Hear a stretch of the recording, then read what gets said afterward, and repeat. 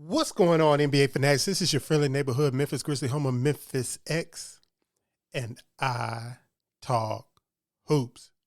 Today, I am talking about the Grizzlies' 2023 draft pick, G.G. Jackson. But first, every hero needs their theme music.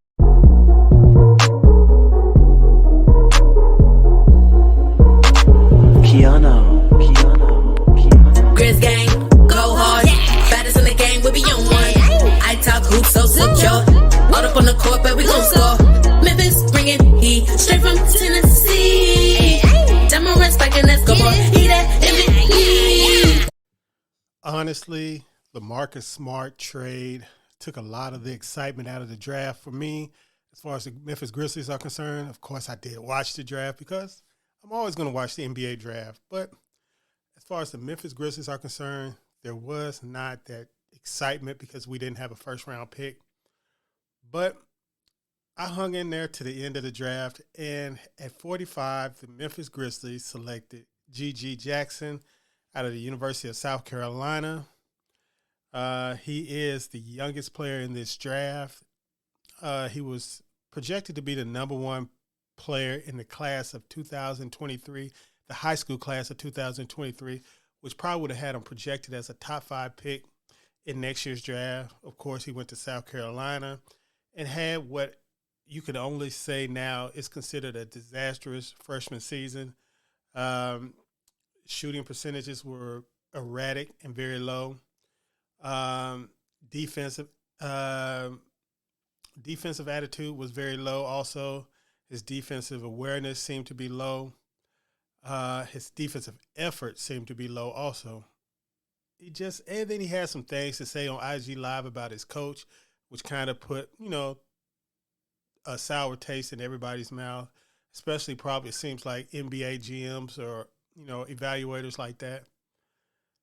But when you evaluate somebody, especially somebody as young as G.G. Jackson, which I did during the draft process, the key thing I look for is what did they do at lower levels? And G.G. Jackson was a monster at lower levels. As you can see,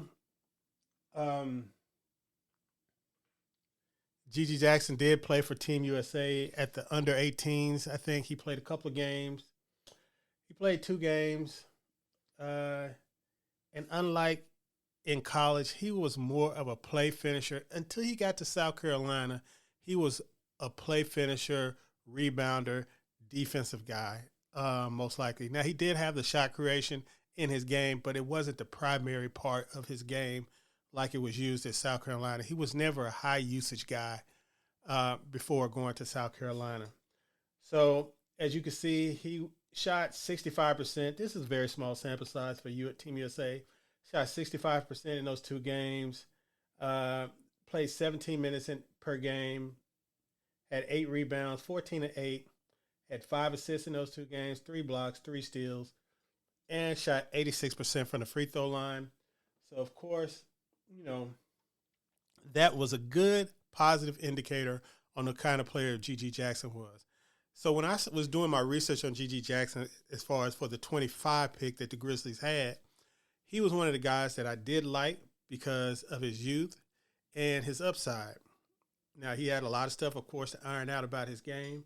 But as you can see right here, at the night EYBL Peach Jam, he was the defensive MVP, which tells you a lot about a guy who has such low defensive effort at the University of South Carolina. Now, was that because he doesn't know how to play defense? He doesn't have any interest in playing defense? Or it's because he was a 17-year-old in college and the coach put the whole brunt of an offense into his hands and gave him a 31 usage as a 17-year-old in the SEC. So you can see he had 2.3 blocks per game, 1.3 steals per game, 11.8 rebounds per game, and 15.3 points per game. And when I'm evaluating prospects, especially highly ranked high school prospects, the one thing that I look for is how they performed at the EYBL. Now, the difference is if you go back and look at when I was talking about Zaire Williams as a prospect, The problem that I had with Zaire Williams as a prospect is I could not find anywhere in his history where he had an efficient season shooting the ball. Nowhere. Not in college, not in high school, not at EYBL, not on Team USA, nowhere. And it has seemed to follow him into the NBA. Now, with G.G. Jackson, it was the total opposite. Everywhere he was besides the South Carolina, he was an efficient basketball player.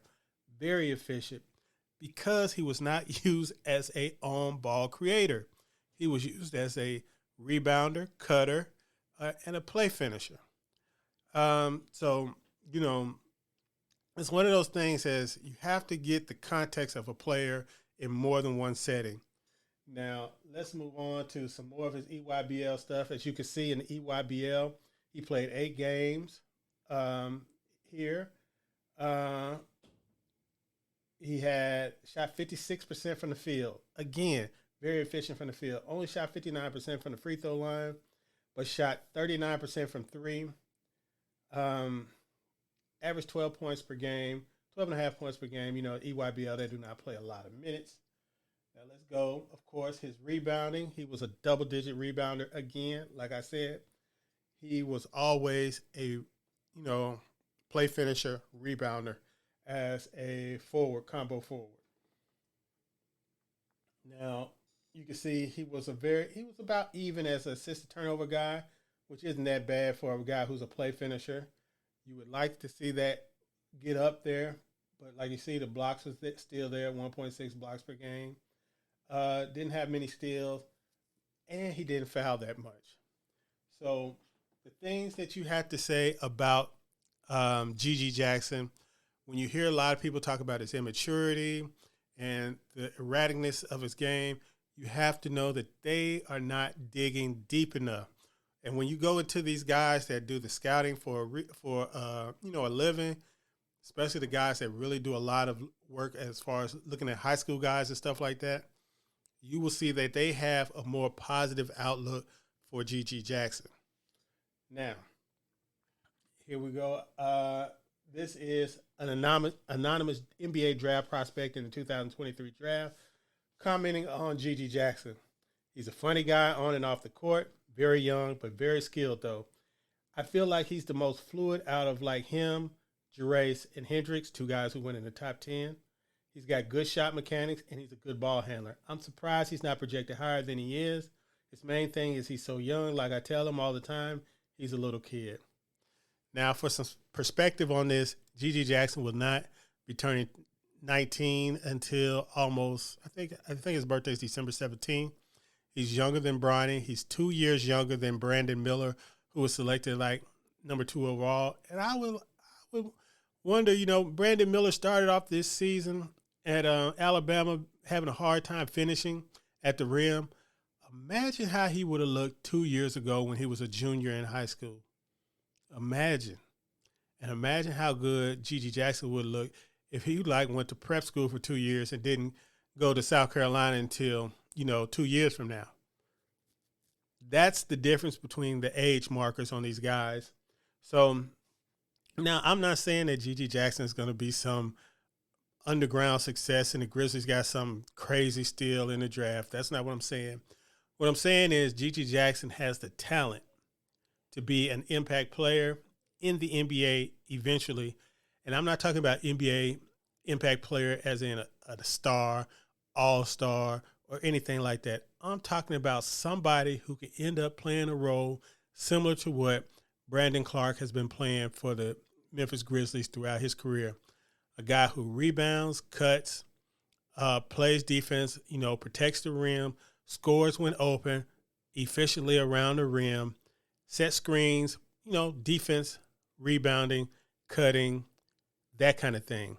So when I say that he has a chance to be an impact player in the NBA, that's what I mean. He has a chance to be a good role player in the NBA if he can just let go of the notion that he is destined to be a star and, people are just holding him back. I'm not saying that's what he said. I said that's what he has done or that's what he's doing. I'm saying that players who are highly ranked who fall in the draft, some of the things is the mentality where they have to reorientate themselves from being a star player to being a role player. And that's what he has to do.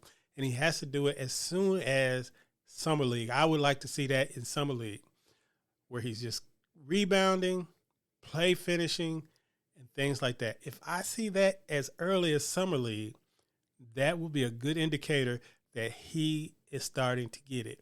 But if you don't see it in Summer League, don't despair, because there's still a lot of time. He's very young. The Grizzlies don't need him right now. I expect him to be on a two-way. Hopefully they can get him for a 2-year two-way, and he can trust the Grizzlies, because the Grizzlies have a track record of, if you work and work as a two-way, you will eventually get a real live NBA contract. So welcome to Memphis, GG Jackson, and I wish you the best on your NBA career. Peace.